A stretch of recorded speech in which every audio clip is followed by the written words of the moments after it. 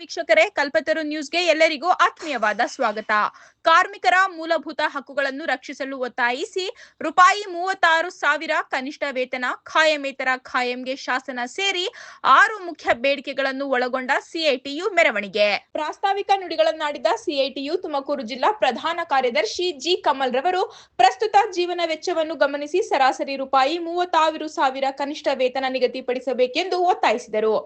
ಅಂಗನವಾಡಿ ನೌಕರರ ಸಂಘದ ಜಿಲ್ಲಾ ಪ್ರಧಾನ ಕಾರ್ಯದರ್ಶಿ ಗುಲ್ಜಾರ್ ಬಾನು ಮಾತನಾಡಿ, ಎಲ್ಲಾ ಸ್ಕೀಮ್ ನೌಕರರಾದ ಅಂಗನವಾಡಿ, ಬಿಸಿಯೂಟ, ಆಶಾ ನೌಕರರನ್ನು ಕಾರ್ಮಿಕರು ಎಂದು ಪರಿಗಣಿಸಬೇಕೆಂದು ಒತ್ತಾಯಿಸಿದರು.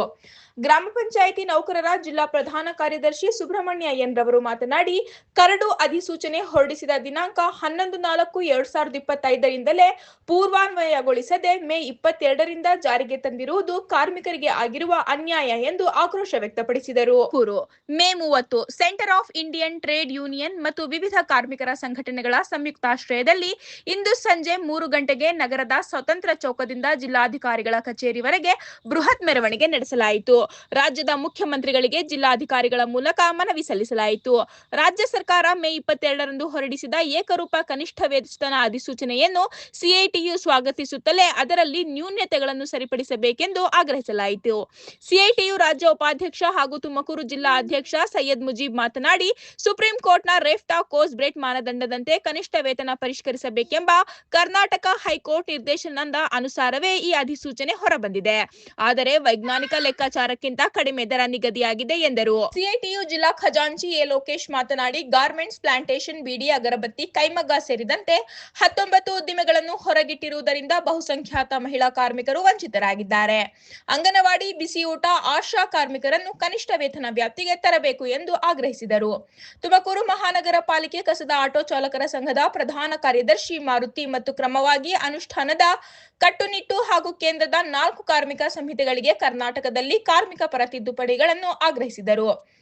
ಕೈಗಾರಿಕಾ ಕಾರ್ಮಿಕ ಸುಜಿತ್ ನಾಯ್ಕ ಮಾತನಾಡಿ, ಗುತ್ತಿಗೆ ಪದ್ಧತಿ ರದ್ದುಪಡಿಸಿ ಖಾಯಮೇತರ ಕಾರ್ಮಿಕರ ಖಾಯಂಗೆ ಪ್ರತ್ಯೇಕ ಶಾಸನ ರೂಪಿಸಬೇಕೆಂದು ಒತ್ತಾಯಿಸಿದರು. ಮೆರವಣಿಗೆಯಲ್ಲಿ ಸಿಐಟಿಯು ಜಿಲ್ಲಾ ಉಪಾಧ್ಯಕ್ಷರುಗಳಾದ ರಂಗದಾಮಯ್ಯ, ಅನಸೂಯ, ತುಮಕೂರು ಜಿಲ್ಲಾ ಬೀಡಿ ಕಾರ್ಮಿಕರ ಸಂಘದ ಅಬ್ದುಲ್ ಮುನಾಫ್, ಕರ್ನಾಟಕ ರಾಜ್ಯ ಅಂಗನವಾಡಿ ನೌಕರರ ಸಂಘದ ಪುಷ್ಪಾ, ಶಿವಗಂಗಮ್ಮ, ಗ್ರಾಮ ಪಂಚಾಯಿತಿ ನೌಕರರ ಸಂಘದ ನಾಗೇಶ್, ಕಟ್ಟಡ ಕಾರ್ಮಿಕರ ಸಂಘಟನೆಯ ಶಂಕರಯ್ಯ, ಹಮಾಲಿ ಕಾರ್ಮಿಕರ ಸಂಘಟನೆಯ ನಾಗರಾಜು, ಡಿಸಾ ಇಂಡಿಯಾ ಪ್ರೈವೇಟ್ ಲಿಮಿಟೆಡ್ ಕಾರ್ಮಿಕರ ಸಂಘದ ಷಣ್ಮುಖಪ್ಪ, ಕಾರ್ನ್ ಆರ್ಬಸ್ ಕಾರ್ಮಿಕರ ಸಂಘದ ಮಂಜುನಾಥ್, ಚೇತನ್, ಆನಂದ್, ನಿಖಿತ್, ಬಿಟೆಕ್ ಕಾರ್ಮಿಕರ ಸಂಘದ ಮಧುಸೂದನ್, ಎಚ್ಎಂಐಎನ್ ಕಾರ್ಮಿಕರ ಸಂಘದ ಉಮೇಶ್, ಫಿಟ್ವೆಲ್ ಕಾರ್ಮಿಕರ ಸಂಘದ ರಾಮಕೃಷ್ಣಯ್ಯ, ಸಂಪತ್ ಕುಮಾರ್, ಟಿಎಸ್ ಭೀಮರಾಜು, ತುಮಕೂರು ಪೌರ ಕಾರ್ಮಿಕರ ಸಂಘದ ಮಂಜುನಾಥ್, ನರಸಿಂಹಮೂರ್ತಿ, ಕೆಂಪರಾಜು, ನೀರು ಸರಬರಾಜು ಸಂಘದ ಕುಮಾರ್, ಸಿಂಧೂರ್ ಫೌಸಿಂಗ್ ಕಾರ್ಮಿಕರ ಸಂಘದ ಉಮೇಶ್, ಆಸ್ಪತ್ರೆ ನೌಕರರ ಸಂಘದ ನೇತ್ರಾವತಿ, ತಾಂತ್ರಿಕೇತರ ಸಂಘದ ಶಿವಲಿಂಗಯ್ಯ, ಮೀನಾಕ್ಷಿ, ಸಿಕಾವೋ ಇಂಡಿಯಾ ಕಾರ್ಮಿಕರ ಸಂಘದ ಗಣಪತಿ, ಗುತ್ತಿಗೆ ಕಾರ್ಮಿಕರ ಸಂಘದ ಚಿದಾನಂದ್,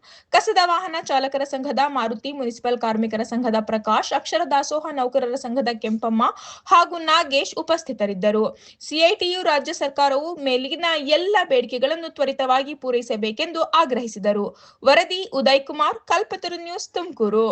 ಈ ಒಂದು ಕೂಲಿ ಕಾನೂನು ಜಾರಿಗೆ ತಂದಿದೆ. ಅದು ಯಾವುದೇ ಮಾಲೀಕರ ಮತ್ತು ಬಲವಾದ ಶಕ್ತಿಗಳ ಇದಕ್ಕೆ ಮಣೆ ಹಾಕದೆ ಅದನ್ನು ತಕ್ಷಣ ಜಾರಿ ಮಾಡಬೇಕು. ಎಲ್ಲ ಕಾರ್ಮಿಕರಿಗೆ ಅದರಿಂದ ಇಷ್ಟು ವರ್ಷಗಳ ಹೋರಾಟದಿಂದ ಅದು ಅನುಕೂಲ ಆಗುತ್ತೆ. ಇನ್ನೊಂದು, ಇವತ್ತು ಸ್ಕೀಮ್ ನೌಕರರು ಎಲ್ರಿಗೂ ಗೊತ್ತಿದ್ದಂಗೆ 51 ವರ್ಷದಿಂದ ICDS ಸ್ಕೀಮ್ ನಡೀತಾ ಇದೆ ಸರ್. ಇವತ್ತು ಅದು ಏನು ಇಂಪಾರ್ಟೆಂಟ್ ಅಂತ ಹೇಳಿದ್ರೆ, ಇವತ್ತೇನು ಒಂದು ಮಗು ಮನುಷ್ಯ ಹುಟ್ಟು ಸಾವು ಇರೋವರೆಗೂ ಯೋಜನೆ ಬೇಕಾಗುತ್ತೆ, ಅವಶ್ಯಕತೆ ಇದೆ ಸಮಾಜಕ್ಕೆ. ಅಂಥನಲ್ಲಿ ಕೆಲಸ ಮಾಡೋ ಅಂಥ ಹೆಣ್ಣು ಮಕ್ಕಳಿಗೆ ಇವತ್ತು ಕನಿಷ್ಠ ಕಾನೂನು ಅಡಿ ಒಳಗೆ ತಂದಿಲ್ಲ. ಕಾರ್ಮಿಕರು ಅಂತ ಹೇಳಿ ಪರಿಗಣಿಸಬೇಕು ಅಂತೇಳಿ ಇವತ್ತು ಇಡೀ ರಾಜ್ಯಾದ್ಯಂತ ಒತ್ತಾಯ ಮಾಡ್ತಿದ್ದೀವಿ. ಅದೇ ರೀತಿ ಬಿಸಿಯೂಟದ ಹೆಣ್ಣು ಮಕ್ಕಳು ಬರೀ 4,000ಕ್ಕೆ ಇವತ್ತು ದುಡಿಮೆ ಮಾಡ್ತಿದ್ದಾರೆ. ಒಂದು ಕಡೆ ಶಾಲೆಗಳನ್ನ ಮುಚ್ಚುವಂಥ ಹುನ್ನಾರ ಸರ್ಕಾರ ನಡೆಸ್ತಾ ಇದೆ. ಅವರು 25 ವರ್ಷಗಳಿಂದ ಕೆಲಸ ಮಾಡ್ತಿದ್ದಾರೆ.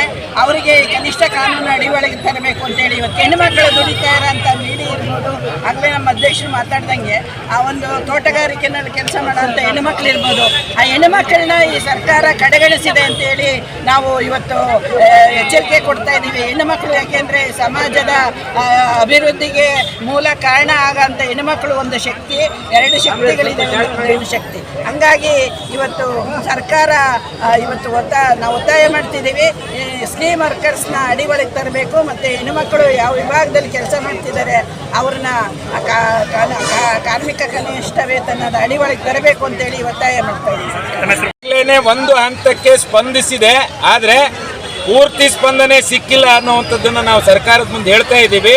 ಇದನ್ನು ಪರಿಗಣಿಸ್ತಾ ಇದ್ರೆ ಈ ಚಳವಳಿ ತೀವ್ರ ಆಗ್ತಿದೆ, ಮತ್ತೆ ನಮ್ಮ ಹೋರಾಟಗಳು ಮತ್ತೆ ಬೇರೆ ಸ್ವರೂಪದ, ಈಗ ಶಾಂತಿಯುತವಾಗಿ ಬಂದಿದ್ದೀವಿ, ಸಾಂಕೇತಿಕವಾಗಿ ಬಂದಿದ್ದೀವಿ ಕೆಲವರಷ್ಟೇ. ಇಡೀ ಎಲ್ಲ ದುಡಿವರನ್ನ ಅಣಿನೇರಿಸ್ಕೊಂಡು ನಾವು ಜಿಲ್ಲಾಧಿಕಾರಿ ಕಚೇರಿ ಮುತ್ತಿಗೆ ವಿಧಾನಸೌಧ ಚಲೋದಂತಹ ಪ್ರಬಲ ಚಳವಳಿಗೆ ಮುಂದಾಗಬೇಕಾಗಿದೆ.